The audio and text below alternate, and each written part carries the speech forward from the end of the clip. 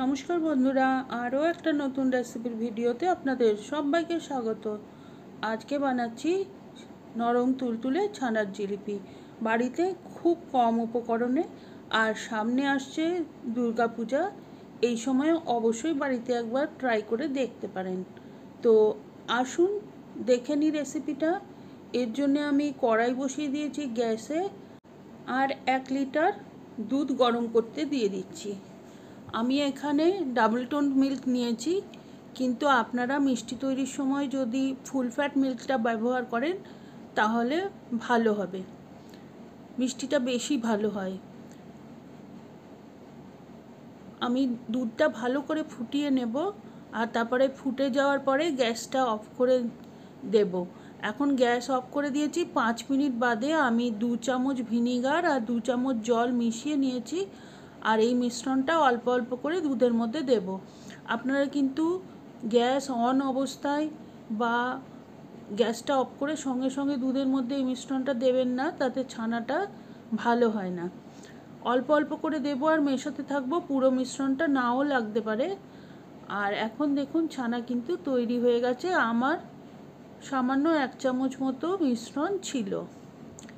ছানাটা এখন আমরা ছেঁকে নেব। তার জন্য একটা বাটির মধ্যে একটা ছাঁকনি দিয়ে রেখেছি, আর একটা পাতলা সুতির কাপড় দিয়ে তার মধ্যে ছানাটাকে ছেঁকে নেব। আর অল্প অল্প করে জল দিয়ে ছানাটা ধুয়ে নেব, যাতে করে সমস্ত টক ভাবটা চলে যায়। কারণ ভিনিগারের টকটা যদি থেকে যায় তাহলে ছানাটা অত্যধিক শক্ত হয়ে যাবে, মিষ্টিটা ভালো হবে না। জল দিয়ে 3-4 বার ধুয়ে নিয়েছি, আর এখন জলটা ঝরিয়ে নেব।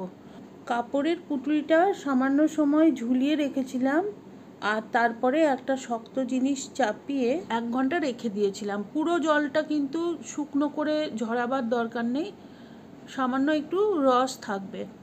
এখন ছানাটা নিয়ে নিয়েছি, আর যে কোনো মিষ্টি বানানোর সময় যেরকমভাবে একটা হাতের তালু দিয়ে মথে নিতে হয় সেইভাবে আমি এটাকে মেখে নিচ্ছি।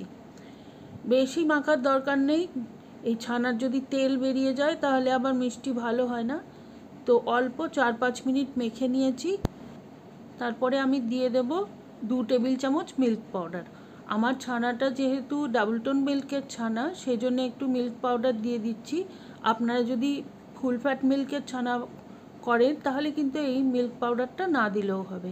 দিয়ে দিলাম 1/4 চা চামচ মতো এলাচের গুঁড়ো, এতে সুন্দর একটা গন্ধ হবে মিষ্টির মধ্যে। আবারও ভালো করে মেখে নেব, আর তারপরে দিয়ে দেব 1 টেবিল চামচ ময়দা আর 1/2 চা চামচ বেকিং পাউডার। এটাকে মিশিয়ে রেখেছিলাম, এইটা দিয়ে আমি আবারও একটু ভালোভাবে মেখে নেব। সব কিছু মিশিয়ে নিয়ে একটু চেপে চেপে ভালো করে মেখে নিলেই একটা ডোয়ের মতো তৈরি হয়ে যাবে। আর এই পুরো কাজটা করতে 10 থেকে 12 মিনিটের বেশি সময় লাগার কিন্তু কথা নয়। তো দেখুন আমার এই মিশ্রণটা একদম রেডি হয়ে গেছে, একটা স্মুথ ডো তৈরি হয়ে গেছে। এখন আমি নিয়ে নিচ্ছি 1/4 চা চামচ মতো ঘি। এই ঘিটা আমি হাতে লাগিয়ে লাগিয়ে লেচিগুলো কেটে নেব। আপনি যেই রকম সাইজের ছানার জিলিপি বানাবেন সেই মতো সাইজের লেচিগুলো করবেন। সব লেচিগুলো আগে কেটে নিলে মোটামুটি সমস্ত জিলিপিগুলো একই সাইজের হবে। আর এখন একটা লেচি নিয়ে এইভাবে লম্বা করে নিচ্ছি। দেখতে হবে কোনো অংশ বেশি মোটা বা বেশি পাতলা না হয়ে যায়, আর তারপরে হালকা হাতে এইভাবে জিলিপিগুলো শেপ দিয়ে নিতে হবে। সামান্য একটু আধটু ফেটে যেতে পারে, তাতে ভয়ের কিছু নেই। যে এন্ডটা শেষ হয়ে যাচ্ছে সেটাকে একদম প্রথম এন্ডের সাথে একটু চেপে লাগিয়ে দিতে হবে। আর এইভাবে করে আমি সমস্ত জিলিপিগুলো তৈরি করে নিয়েছি। আর এখন তৈরি করতে এসেছি শিরাটা।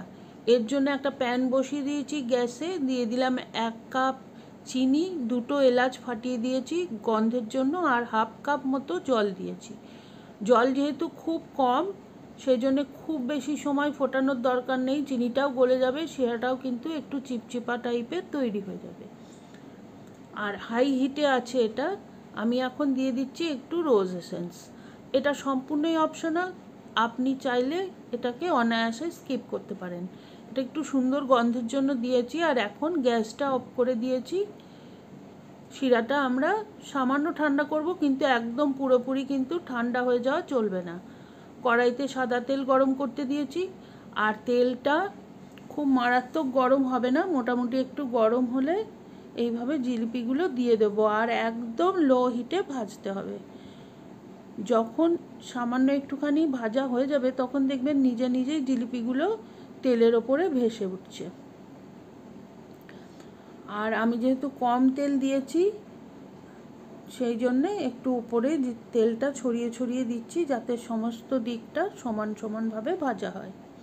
আপনারা চাইলে এটাকে একদম আরও বেশি তেলে ডুবো তেলেও ভাজতে পারেন। আর উল্টে পাল্টে দেখুন সমস্ত দিকটা আমি ব্রাউন করে ভেজে নিয়েছি। আর এই গরম গরম জিলিপিগুলো আমি এখন একদম গরম শিরাতে ডুবিয়ে দেবো। এই শিরাটা কিন্তু এখন বেশ গরম আছে, আর গরম শিরাতেই ডোবাতে হবে যাতে খুব ভালোভাবে আর খুব তাড়াতাড়ি রসটা টেনে নিতে পারে। তো আমি সমস্ত জিলিপিগুলো এই শিরার মধ্যে দিয়ে দিয়েছি।